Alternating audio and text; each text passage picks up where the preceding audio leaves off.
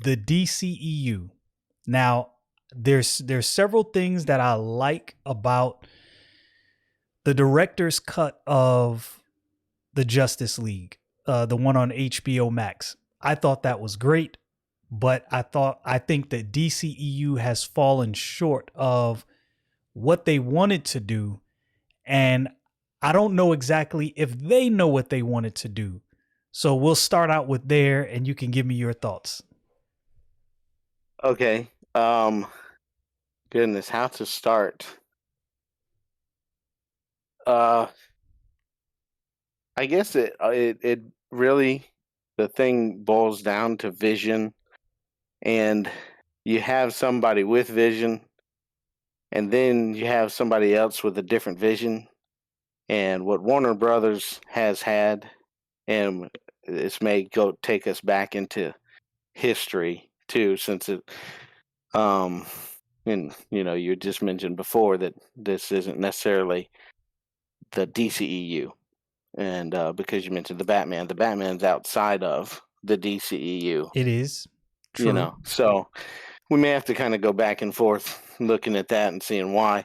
And so, unfortunately, Warner Brothers corporate, heads and all that, they're mixed minds.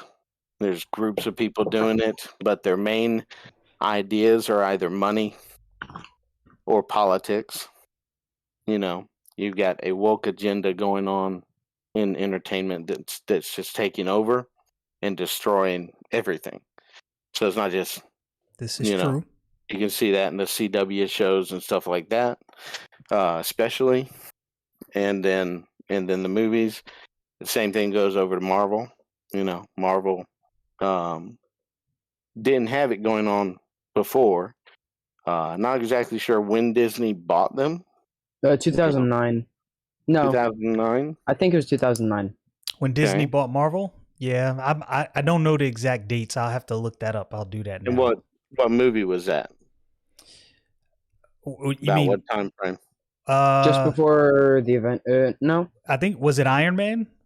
I think it was Iron Man 2. Before, Iron Man 2. Let's see. No.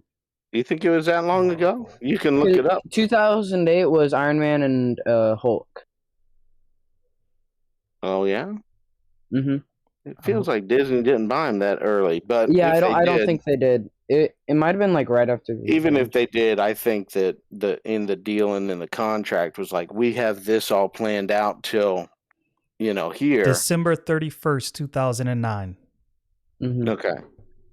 Like I said, even then, you probably have in the contract, we've got these plans, we've got this schedule of movies coming out. This is the way we're going to do it.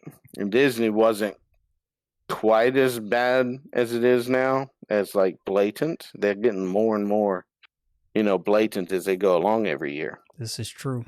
So that's kind of the two things that they deal with. They're like, we want to make money. All right. And on the other hand, you've got the vision.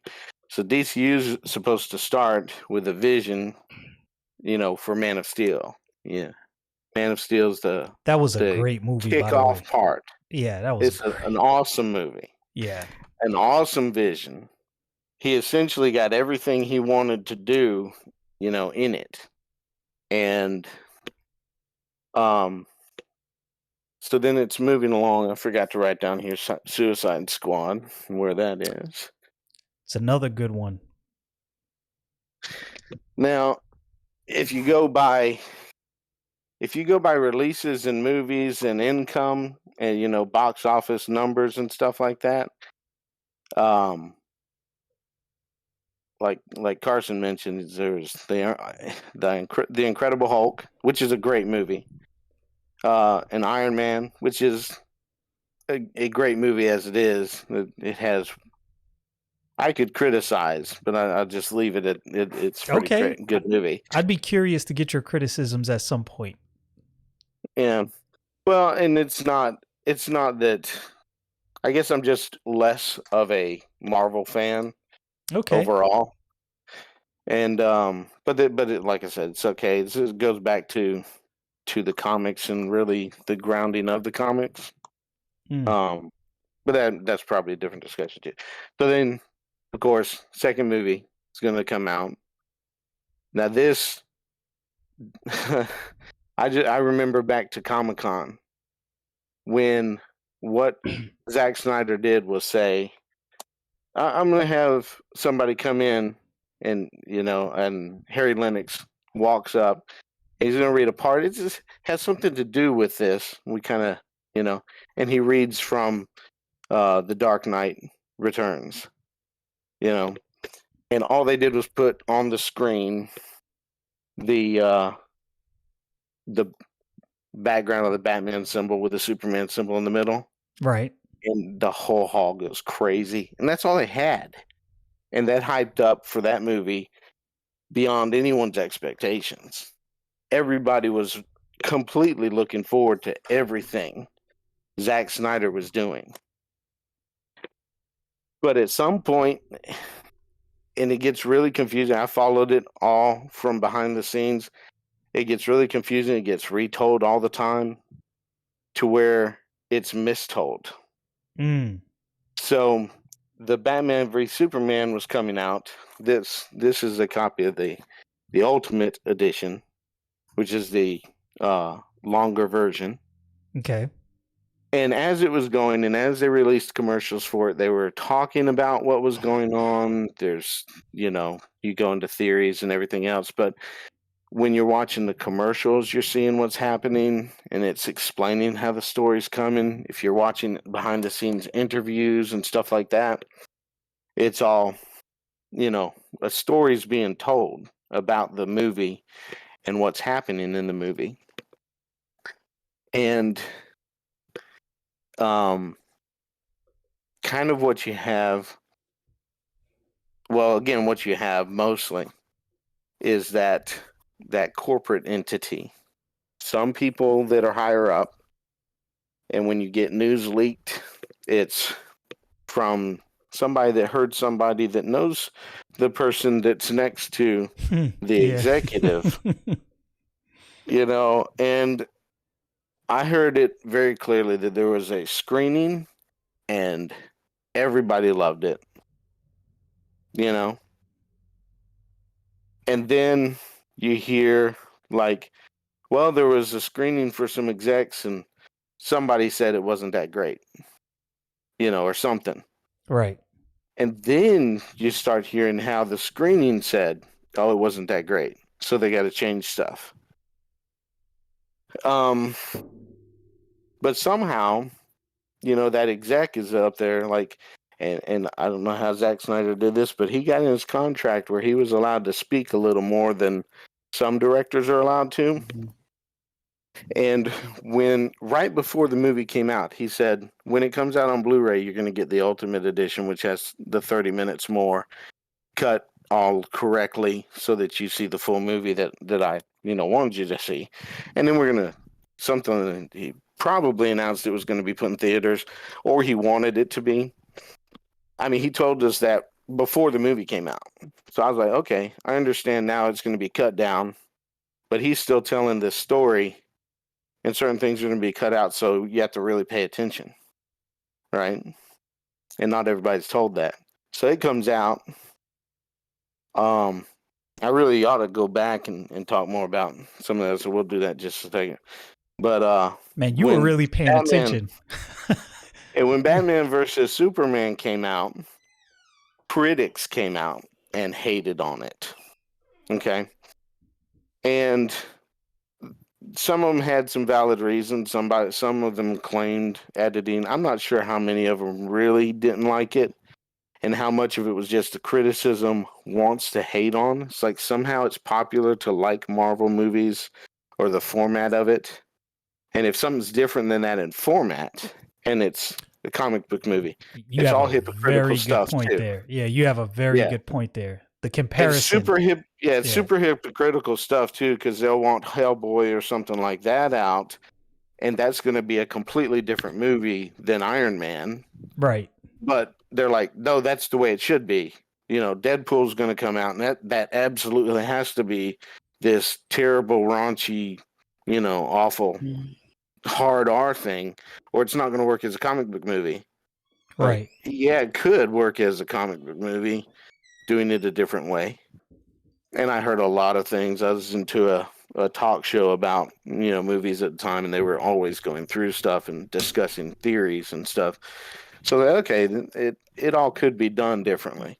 But anyway, going back to this, but again, somehow it's become a popular thing, not just among some fans, but even in the critics, to think Marvel has got the only formula you should follow.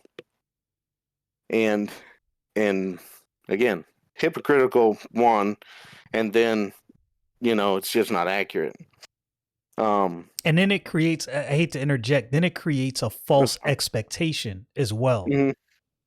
Yeah, if they're expecting Batman versus Superman and Man of Steel, and that's what I want to go back to in a minute, to be just like how Marvel interacts, that's just not the way it's going to be. Or that's not the way it should be. You could do it, right, but you shouldn't do it. But that's going back to that vision. And the thing is that Marvel has its fans, DC has its fans. Just to go back for a second to comics, there's differences between the comics. The comics, to me, Marvel has always been that story of like trying to show a person in life, if that makes sense. It does. And like the struggles of Spider-Man in high school and everything, and then he's a superhero on top of that. Right. The mutants, X-Men, things like that, appeals to oddballs in society. Right. They say, I'm weird, so I'm like these people, and what is that struggle there? And that's one way of telling the story. And then DC generally has this story of the more broad mythology gods dealing with people. People are not the subjects, but it's still the audience. So it's a different thing.'re not looking at ourselves in the DC story necessarily. I never thought about it that way. It's a good way. Yeah, it's a good way to put it. It's a very good way to put it. Yeah, I watched your video on that Batman comic, and you mentioned that his profitability. He's by far he's the most profitable character in DC, and they for some reason they keep his comics right, I guess. To some degree, because they did. I haven't read the comic. I don't know which exact comic it was, but they did try to infuse some. And I hate to use the term wokeness. I don't necessarily want to use wokeness. Let's say forced agendas, I guess is the easiest way to put it, because wokeness is a whole nother issue, even though that does happen in comics. But I think what you see happening is forced agendas, which I guess to some degree you can say is wokeness. But anyway, I digress. Okay. And unfortunately, I don't read all those. I do know that Superman just has one or two comics and it's sold a lot less, and Batman has multiple iterations that they're going through, or different runs. They are whatever they call it. Yeah, different runs. So yeah, then by far he's doing better. He's the best selling with like 5 or 6 different types of comics, and everybody else is just below that somewhere. I think if I'm not mistaken, Batman might be one of the most recognized heroes like worldwide. Some people say Superman. I get it. Superman is recognized for his own. Those two probably are the most recognized, right? If you get down to it, that, and then probably Wonder Woman. People would say is we'll put the top 10. They're all in the top 10 for sure. Nowadays, of course, I think Hulk probably would have been for a long time, and then Spider-Man. Spider-Man, yeah, good. Spider-Man for sure. Yeah, we won't argue about it's 1 through 10, but within those top 10, there's a bunch of them like that. But and I'd have to look back to when I was watching and not paying attention. Once McFarlane started his own, Spider-Man. no, he came in on Spider-Man, but then he made his own comic. Spawn. Yeah, that's when Image Comics started. That Image It Comics. was Todd McFarlane, The Brett Booth, Image. Jim Lee, Mark Silverstreet. Yeah. I started kind of getting out of comics at that time, so I don't know if how popular all those people are. So I Very. watch more movies than I do actually read the comics. Okay. Stuff like that. But so back to this though, of course, like I said, he was allowed to say, we're gonna give you the Ultimate Edition right away. And once the Ultimate Edition was released, almost every critic that was hating the movie turned and loved the movie, which should have taught what WB the lesson immediately. Every one of your critics that hated your movie, except a few fools that just wanted to be right or whatever and can't change, they all changed their mind. They all said, this is what should have been released. This was perfect. This told the entire story. This was great. This is exactly what you should have done. And basically, listen to Zack Snyder. He knows what he's doing. That is a fact.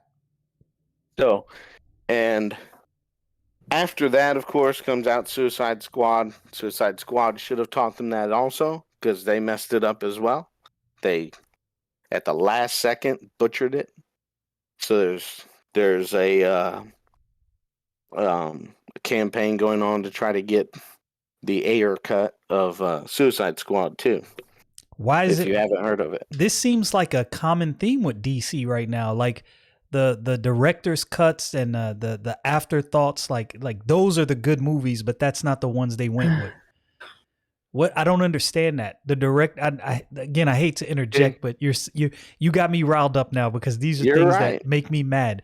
The director's cut of Justice League was so good that I watched all, 4 hours? I watched that thing all the way through and was thrilled and thought to myself, why did anyone go with what they released cinematically?